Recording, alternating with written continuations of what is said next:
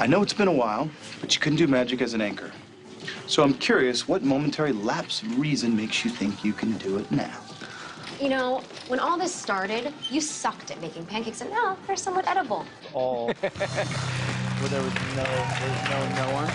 Ian Somerhalder plays Vampire Damon on CW's The Vampire Diaries. He's taking a break from filming the 6th season in Atlanta to join us this morning. Now, I'm watching that scene up top. Handsome? Yeah. What is going on is what I need to know.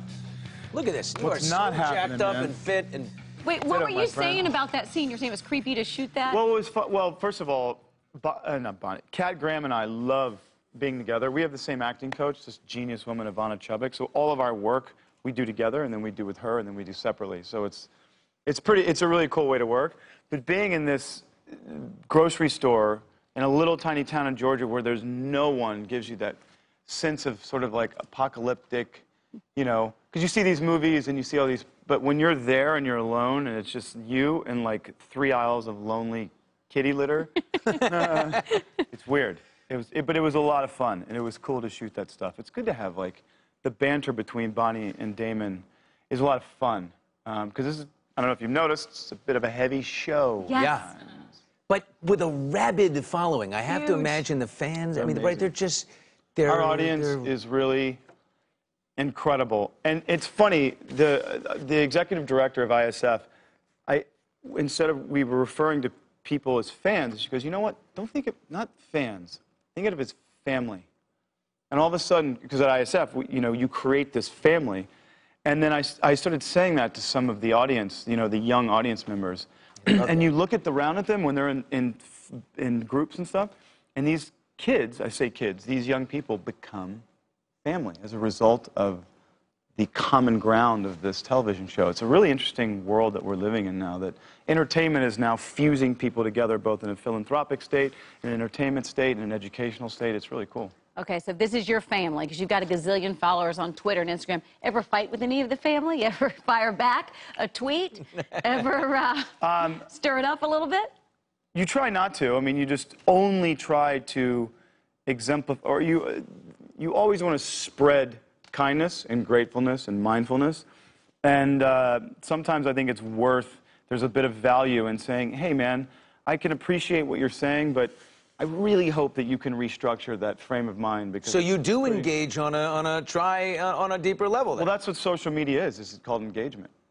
Yeah. Ever tipsy tweet then? A little... What's tipsy? Oh, tipsy tweet? With Buzz. I try not. I learned, I think, season one. Oh, this is great. I think season one, you know, because we travel so much, and I think I remember sending a tweet on a flight taking off. I think I was going to London or somewhere, and I realized never, and this is the last time I ever took one of these, never tweet after you've taken an Ambien. You took an Ambien and tweeted. What did you say? I don't remember what it was. I think I deleted it. But you're lucky you didn't go to the bathroom on the beverage cart. Remember that guy years ago? Wait, what? Remember the guy on the beverage cart? He jumped up on the beverage cart. Yeah. A lot of things can happen. I had a friend of mine flying Qantas to Australia and ended up changing into his pajamas in the you know, the hall of the plane. Right there in the aisle? Right there. To the audience. Yeah. Or the guy who went down in the middle of the night. He's like, why have I gained 300 pounds? Yeah. Because he'd take Ambien, and he would go to the kitchen and make bacon cheeseburgers every night, and he didn't realize he was doing it. So, do you take it to sleep still now? No, I haven't taken one since then. You seem like you have, you're centered, you've got, is it mindfulness meditation? What are you doing? Meditation's a big component. And you know what? I live in Georgia now. And I mean, I live on a soundstage, but I also, too, I have 1,000 acres there with an Airstream, horses. Like, it's a totally, we run around a lot, but there's something really cool about waking up, you know, in an Airstream with 100 head of cat. Oh, there's Eagle. That's my Eagle? man. Oh, I love that kid. I'm picturing you right now, pair of jeans, no shirt, on top of Eagle, no saddle. Barefoot. No saddle. Well, the problem is, Eagle, his withers are really high, so bareback is painful. Did you see this life for yourself? Do you think you would end up in Beyond Georgia? the shadow of a doubt. Yeah, I mean, I'm from Louisiana. I grew up on horseback. I'm a country boy from Louisiana. You mentioned before, Kit, 5 million followers on Twitter and 3.5 on Instagram. Go to a quick little selfie here if you know. Oh, yeah. Thank you. Put so me much. in. There you go. I can't lean Just on. want to make sure I get that out there. You know, I got you covered. Right?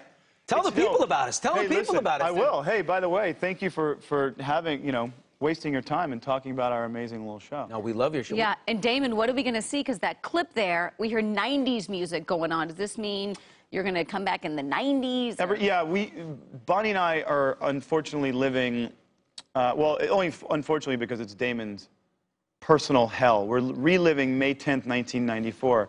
And when we were backstage, I was thinking, what the heck was I doing May 10th, 1994?